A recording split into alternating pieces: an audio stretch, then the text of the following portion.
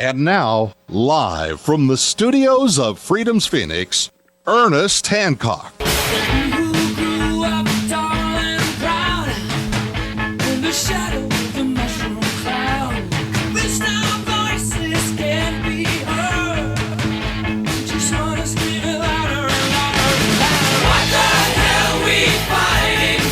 Yeah! What we fight for here on Declare Your Independence with me, Ernest Hancock, and my special guest, Sam Husseini.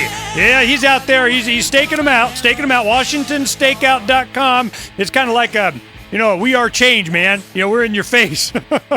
But he's got really good equipment.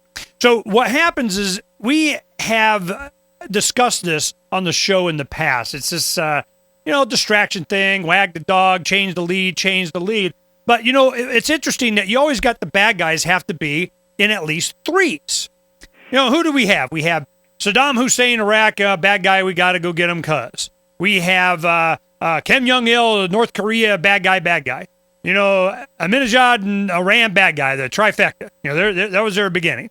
And then, if Osama drops off, then they added one of them. And if you can get Osama back, now that he's gone, they got to bring in some others. It's always at least three. So what happened is I'm going, let's see. We have all the saber rattling going on except for North Korea. Why? Kim Jong-il goes, you're worried about nuclear weapons? Got them right here. Want Polaroids? Oh, we got rockets going over Japan too. Yeah, baby, that's what I'm talking about. You want to play? Let's play. What happens? We don't talk about North Korea and we just send them more food. So what are we telling the world? Better get yourself some nukes, man. So this is something that I've already seen this. And now that we have this distraction going on with Israel, that they're going to be able to drag out for at least 1 to 3 weeks. And they do a little something else. Here we go again. At the same time, they're doing Libya. China's not lost in this whole thing either. What'd they say? They go, hey, you guys do military action against Pakistan. It's an attack on Beijing. And I'm like, where the heck did that come from? Well, China's doing a lot of business with them in developing their nuclear power, for civilian use. They have a whole bunch. They had to get tens of thousands of their people out of Libya as they're going in and bombing, strafing them. So there's something else on a grander scale that's going on here. And I guarantee you, Israel's right in the middle of it. So, Sam, help me out, man. Libya, Middle East, what's the game plan here? Well, on the weapons of mass destruction stuff, let's look at what we just saw in the last 10 years. We saw Iraq disarm itself and got invaded. Libya, some people forget, disarmed in 2003, got rid of all their WMDs. Tony Blair worked out that deal. And what do we see now? Libya's getting invaded and getting bombed. So that sends the clear signal, what you just said. North Korea is the one that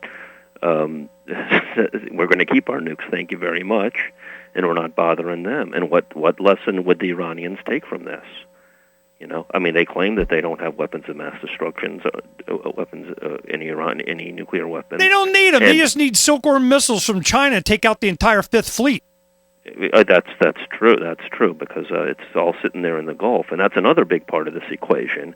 Because what do you all of these Arab revolutions were highlighting all of the republics. Syria, to some extent Yemen, obviously Tunisia and Egypt, and of course Libya. We're ignoring all of the monarchies. Well, why the heck is that?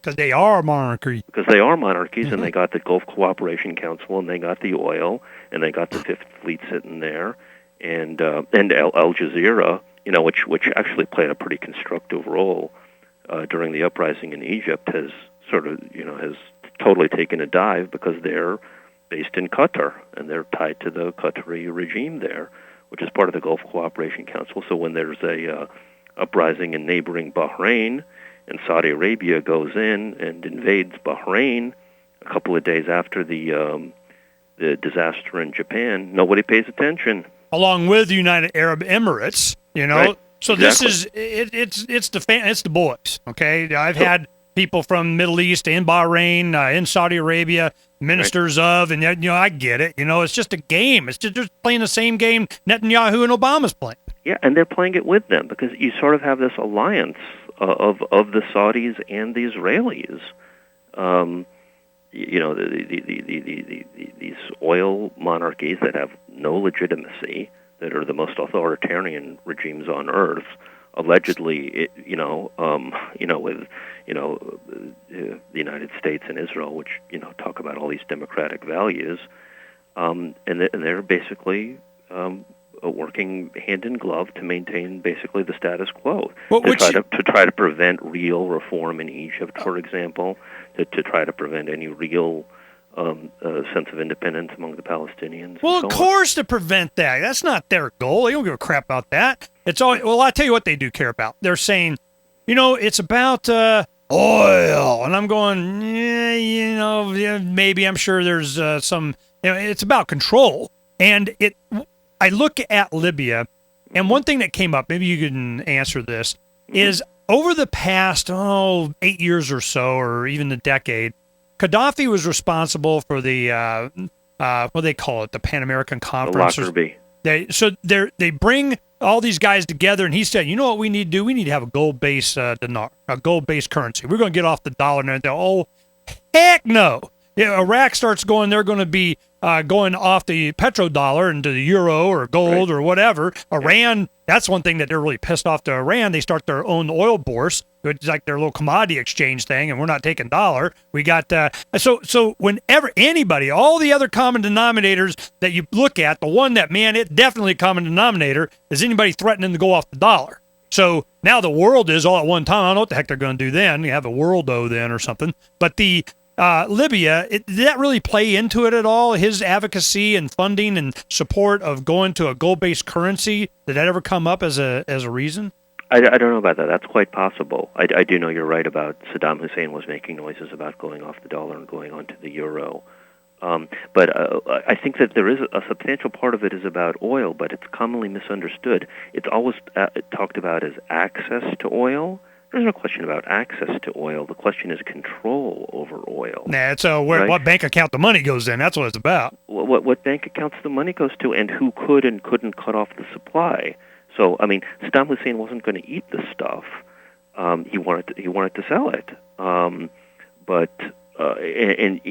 think that there's a lot of misconception about this, that the United States is dependent on Middle East oil. You hear a lot of, both from the left and the right, saying that. It's not true. The United States, we get most of our oil from Canada and Mexico, Venezuela, and Nigeria. We get very little of it from Saudi Arabia or Iran or Iraq or Well, Libya. now just the headlines today, we got, Iran and Venezuela being all buddy, and we're going, oh, Cuban Missile Crisis, man, we need another invasion of something. I mean, an excuse to go to Venezuela. I mean, sooner or later, we're still going to get ours. But, I'm wondering who ours is. To think it's really just, Central and Washington, D.C., heck, that's their insulation front. Who's really behind all this? Yeah, no, I mean, you see, these people sometimes do these cost calculations, and they say, look at all of the money that we're spending on our military and the benefit that we're getting from it. It doesn't add up. Why do we keep doing this? Well, we keep doing this because it's a different pot. What it is the taxpayer is footing the bill for all of the military attacks and enterprises and whatever you want to call them, and but who makes the profits?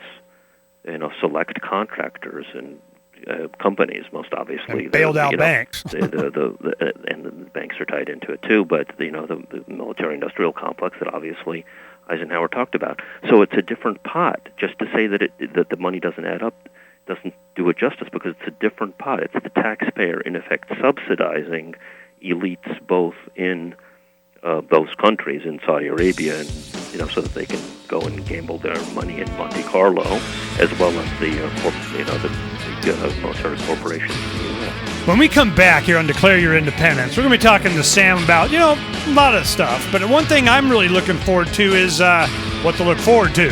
What's in the future? What's coming? Ooh, we got the 2012 election cycle, too. How's this all play into it? Because they're posturing. Why? Is Israel picking the next president? We'll talk about it when we come back.